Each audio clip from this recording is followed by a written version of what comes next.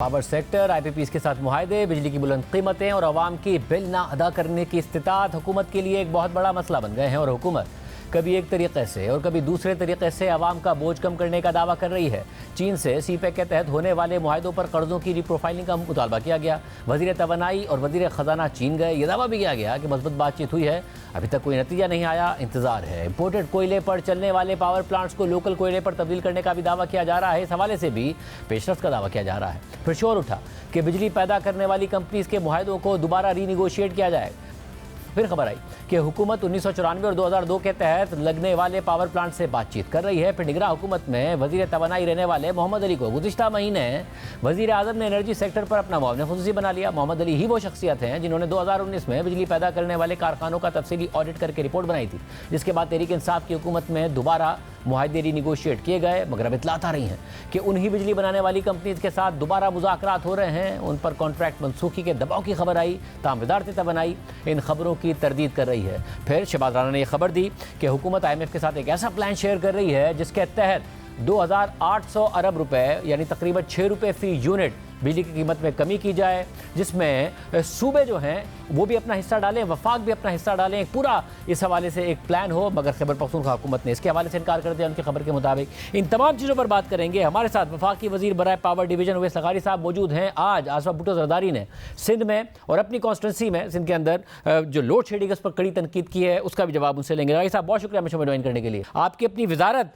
ऐसी है कि चंद दिन में बहुत सारी खबरें जमा हो जाती हैं और बहुत सारे मामला इस वक्त हैं जिन पर आपसे बात करनी है। सबसे पहले, क्या वाकई ये बात दुरुस्त है 2800 अरब रुपए का प्लान यानी कि 6 रुपए फी यूनिट बिजली की कीमत में कमी करने का प्लान जो कि IMF को दिया गया है, जिसमें 1400 अरब रुपए सूबे अपने अपने खर्चे कम करके कंट्रीब्यूट करेंगे? खैबर पख्तूनख्वा ने पहले ही मना कर दिया। बाकी 700 अरब रुपए तकरीबन PSDP से निकाले जाएं और बाकी हेड से निकाले जाएंगे। क्या ये दुरुस्त है? शाहजेब भाई, बहुत शुक्रिया आपने मुझे इनवाइट किया। देखिए, हम लोग पिछले 3-4 महीने में मुख्तलिफ ऑप्शंस अपनी प्राइसेस को और कीमतों को नीचे लेके आने के लिए मुख्तलिफ कॉम्बिनेशंस, कौन उसको फ़ंड करेगा, कौन सोर्स करेगा, किस तरह होगा, टैक्सेस में कमी क्या आ सकती है, नहीं आ सकती, तमाम चीज़ें जो मीडिया में आप लोग देखते रहते हैं और कहते रहते हैं, वो तमाम उन ऑप्शंस के ऊपर हमारी वजारत 3-4 महीने से गौर कर रही है ताकि लोगों को रिलीफ दिया जा सके और कीमतों को ऐसे अंदाज में कम किया जा सके ताकि जो हमारी फिस्कल डिसिप्लिन की जितनी भी कमिटमेंट्स IMF और मुख्तलिफ बैनुल अक़वामी इदारों के साथ हैं, जो हमें सिर्फ एक ज़िम्मेदारी के साथ आगे चलने का कहते हैं और एक फिस्कल डिसिप्लिन इम्पोज़ करने की कोशिश करते हैं, तो उनके साथ मुख्तलिफ जो मौक़े के ऊपर गुफ्तगू रहती है और ये उस गुफ्तगू का एक जो पूरा सिलसिला है उसकी एक सिर्फ कड़ी है जिसका आपने अभी ज़िक्र किया। तो हम लोग मुख्तलिफ ऑप्शंस एक्सप्लोर करते रहते हैं। अभी कोई चीज़ फाइनलाइज नहीं हुई। इस वक्त हमारा फोकस हमारे IMF का जो प्रोग्राम है वही है और हम उसके ऊपर मुकम्मल डिसिप्लिन के साथ चल रहे हैं अल्हम्दुलिल्लाह। वैसे मगर क्या ये दुरुस्त है कि क्योंकि वैसे वाकई अनरियलिस्टिक लगता है तो IMF का बोर्ड नहीं हुआ, फिर 2800 अरब रुपए के इस प्लान पर वो मान जाए, फिर सूबे मान जाए। खैबर पख्तूनख्वा ने पहले ही मना कर दिया। ये बात दुरुस्त है कि आपने जब ये प्रपोजल दिया? नहीं, इस खैबर पख्तूनख्वा के साथ हमारी या किसी भी सूबे के साथ कोई फॉर्मल एंगेजमेंट इस मामले के ऊपर नहीं हुई। ये हमारे अपने वजारत के अंदर मुख्तलिफ प्लान्स, किस तरह कमी आ सकती है, क्या चीज़ करें तो उसका टैरिफ के ऊपर कितना असर होगा, अगर हम सेक्युलर डेट को पे ऑफ करें उसका क्या होगा, अगर उसकी हम रीप्रोफाइलिंग अपने लोकल बैंक्स के साथ करें उसका क्या होगा, ये तमाम चीज़ें हमारी वजारत के अंदर हर वक्त सामने आती रहती हैं। कोई चीज़ें बाहर मीडिया में आती हैं जो फिर ओपन डिस्कशंस का हिस्सा बन जाती हैं, लेकिन हम लोग बहुत रिस्पॉन्सिबिलिटी के साथ आगे चलेंगे ताकि हमारे जो कमिटमेंट्स हैं इंटरनेशनल, उनके अहदाफ भी पूरे हों और कोई ना कोई एक सस्टेनेबल तरीके से, यानी एक आर्जी तौर पे नहीं लेकिन मुस्तकिल बुनियादों के ऊपर कीमतों के अंदर कमी को हम इंशाल्लाह आवाम को डिलीवर करके दें। मगर फिर अगर खैबर पख्तूनख्वा से बात नहीं की तो फिर IMF से भी बात नहीं की आपने? IMF को अभी तक ये प्लान पेश नहीं किया। ये इंटरनल वर्किंग है सिर्फ और सिर्फ मिनिस्ट्री की। इंटरनल वर्किंग है, उनके साथ भी किसी लेवल के ऊपर शेयर कुछ हुआ है, लेकिन ऐसा कोई फॉर्मल डिस्कशंस इसके ऊपर हम लोग ना इस वक्त कर रहे हैं। और अभी हम फोकस कर रहे हैं अपने और इंटरनल जो मामलात हैं, अपने जो प्राइवेट आईपीपीज़ हैं उनकी जो डेट सर्विसिंग के मामलात हैं, उनकी रिटर्न ऑन इक्विटी है, उनका ओएनएम के हायर एक्सपेंडिचर्स हैं, उसके ऊपर बहुत तफसील से अब हमारा काम तकरीबन पाए तकमील तक पहुंच चुका है। और हम इंशाल्लाह उम्मीद करते हैं कि ये मुल्क बहुत जल्द खुशखबरी सुनेगा जो आईपीपीज़ के मामलात थे, लेकिन एक बहुत रिस्पॉन्सिबल एक हुकूमत के तरीके से और इंशाल्लाह म्यूचुअल एग्रीमेंट के साथ शायद इसमें कोई पेशरफ्त अवाम ज़रूर देखे। वैसे मगर म्यूचुअल एग्रीमेंट है या फिर वन साइडेड प्रेशर है जिसमें रियासती इदारों को भी इस्तेमाल किया जा रहा है और मीटिंग भी रियासती इदारों के दफ्तर में हुई है। ज़ाहिर 2019 में भी जो रीनिगोशिएशन हुई थी उसमें रियासती इदारे इन्वॉल्व थे, बाकायदा तौर पर उनके ऑफिस में ये सारे के सारे मामलात हुए थे। तो क्या अब भी दोबारा उन पर दबाव डाला जा रहा है, खासतौर पर 1994 वाले जो आईपीपीज़ है कि जी शेल भी कर दिया जाए, मामला ख़त्म किया जाए, और 2002 वालों पर भी प्रेशर है? शाहजेब भाई 2019 के अंदर मुझे नहीं मालूम किस तरह हुआ था, लेकिन 2019 में अगर कुछ काम हुआ भी था तो इमरान खान की काबीना ने इन आईपीपीज़ को रिलीफ दिया था एक आर्बिट्रेशन प्रोसेस के अंदर भेज के, और जो कुछ उनके ख़िलाफ़ इंक्वायरीज़ हुई थी उनको सामने ला के उनको कन्विंस ना करके आर्बिट्रेशन के प्रोसेस में भेज देना, उनको एक रास्ता दिखाना था कि चलें आपकी बात लंबी हो जाएगी, आराम से हो जाएगी। और ये इमरान खान की हुकूमत और काबीना का जिस तरह उस वक़्त जो मामलात थे वो मैं समझता हूँ बहुत एक बड़ा मौका था जो उन्होंने ज़ाया किया, बल्कि शायद जानबूझ के ज़ाया किया। इस वक्त हम किसी किस्म का कोई ऐसा कोई प्रेशर किसी किस्म का एग्जर्ट नहीं करें। मेरी पहले दिन से चाहे जिसका जो भी मौक़िफ़ रहा, मैंने हमेशा बतौर एक वज़ीर पावर की ये बात की कि ये हमेशा म्यूचुअल एग्रीमेंट के साथ इसको तय करेंगे, एक रिस्पेक्टफुल तरीके से तय करेंगे, और म्यूचुअल एग्रीमेंट ही इसका हल है।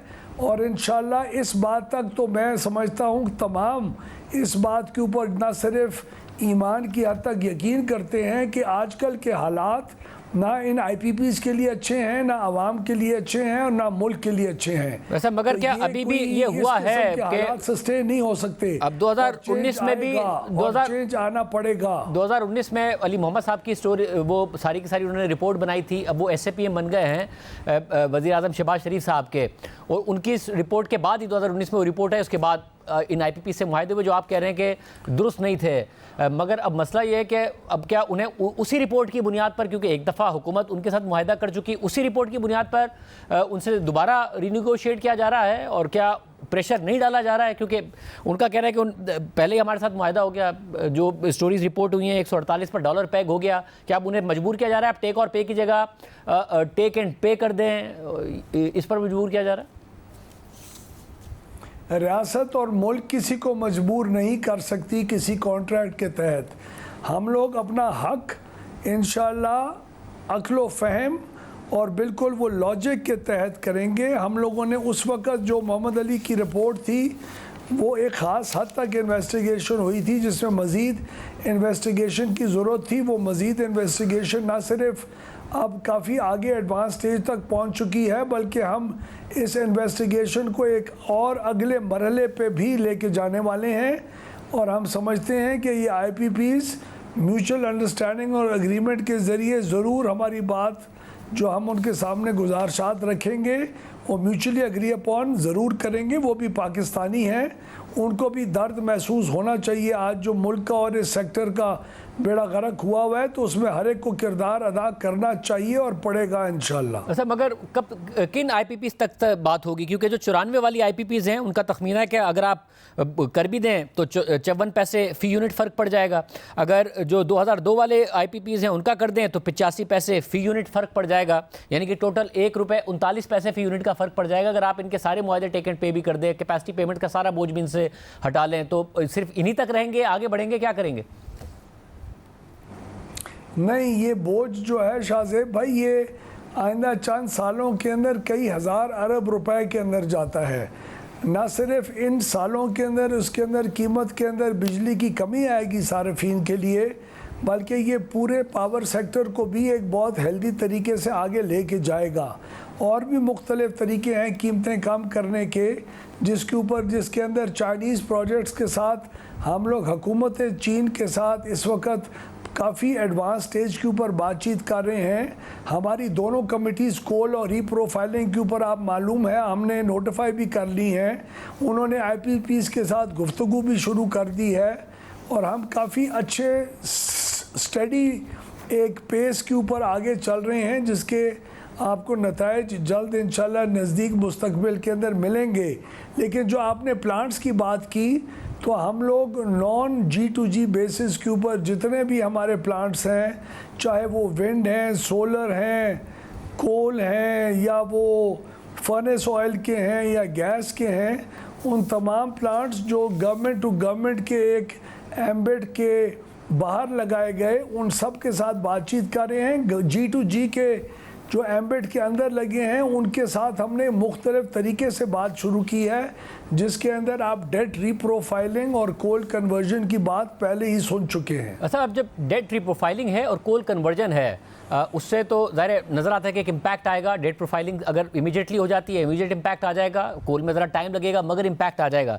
मगर जो बाकी, क्योंकि बहुत ज़्यादा पाकिस्तान में हमने देखा है कि जब प्रोपेगेंडा हो और पहले गौहर एजाज साहब अचानक एक्टिव हो गए थे, अब खामोश हो गए, तो जब इस किस्म की बातें हों, या फिर उस तरीके से नहीं बोल रहे हैं, जब इस तरीके से बातें हों तो धुंध ज़्यादा आ जाती है। अब अगर आप रिसर्च देखें तो अगर 18 रुपये की कैपेसिटी पेमेंट है तो 12 रुपये तो एलोकेटेड है गवर्नमेंट स्पॉन्सर्ड जनरेशन यूनिट्स के लिए, RLNG plants, nuclear, hydel, wind जो प्लांट्स हैं। फिर 4 रुपये 60 पैसे जो अप्रॉक्सीमेटली है वो डायरेक्टेड कैपेसिटी पेमेंट है थर्कोल बेस्ड पावर प्लांट के लिए। तो बाकी तो IPPs के 1 रुपये 39 पैसे जो हम बात करे थे वो बनता है। तो इतना ज़्यादा रूम है आपके ख्याल में कि आप रीनिगोशिएट कर लें और कम कर दें टैरिफ?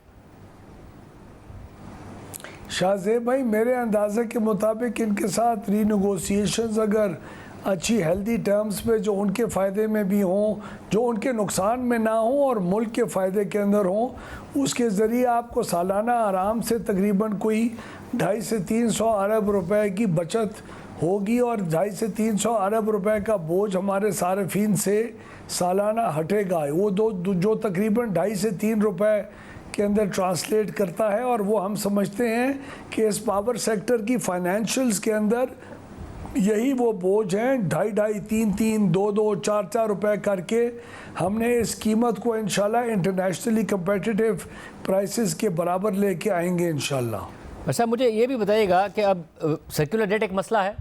IMF के साथ तो आप नंबर्स पे कमिट करते हैं, 2310 अरब रुपए जून 2024 तक सर्कुलर डेट होगा, ये प्रॉमिस किया, मगर वो 2600 अरब रुपए से तजावुज़ कर गया। अब उसका नंबर भी नहीं प्रिंट हो रहा था। अब जब प्रिंट हुआ है तो मई तक 2600 अरब रुपए से तजावुज़ कर गया। इस एक माह में आप 2310 अरब रुपए की कमिटमेंट पूरी कर लेंगे क्या? उसको रिवर्स कर देंगे या कर लिया है आपने, क्योंकि नंबर नहीं आया अभी?